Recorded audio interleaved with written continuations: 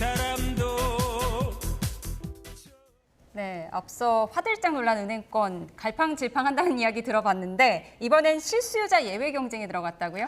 네, 사실 그동안 은행권은 이복형 원장 발언에 따라서 뭐 대출 금리를 올린다거나 한도를 줄이는 식으로 규제를 이렇게 정책을 관리를 예. 강화해 왔거든요.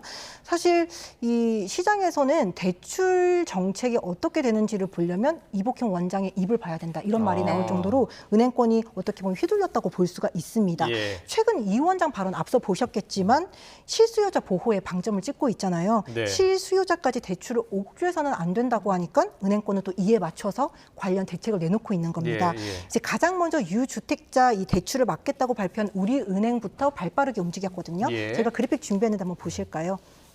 우리은행은 지난 9일부터 수도권 주담대와 전세대출 대상을 무주택자에 한정하기로 했었는데요. 여기에 예외를 두기로 했습니다. 결혼을 앞둔 사람이나 자녀 교육, 직장 변경 등의 사유가 있을 때는 1주택자라도 대출을 받을 수 있게 했습니다.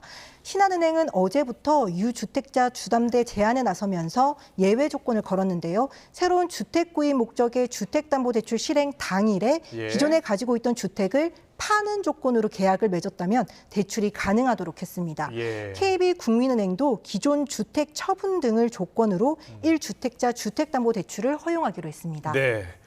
자, 은행권의 대출 정책 앞으로는 어떻게 될 것 같습니까? 네, 이 뭐 정부와 금융당국이 모두 실수요자 보호 강화를 내걸고 있잖아요. 네. 그러다 보니까 은행권도 이에 맞춰서 관련 대책을 잇따라 내놓을 것으로 보입니다. 예. 앞서 살펴본 1주택자 이 처분 조건부 주담대 허용이 대표적인데요.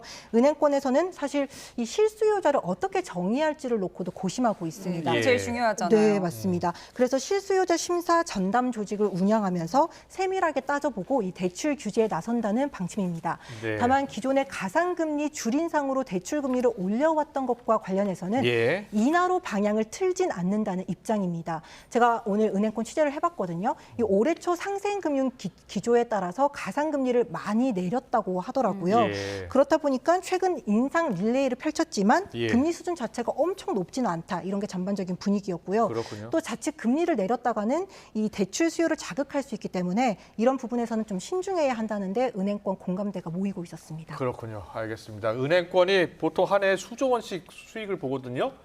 예대 마진, 그러니까 예금 금리는 낮게 하고 대출 금리 높게 해서 보통 수익을 배를 많이 불리는데 예금 금리 좀 많이 높이면서도 실수요자들한테는 꼭 대출을 해줄 수 있는 그런 시스템 만들었으면 좋겠습니다. 지금까지 경제부 이형원 기자와 함께했습니다. 잘 들었습니다. 고맙습니다.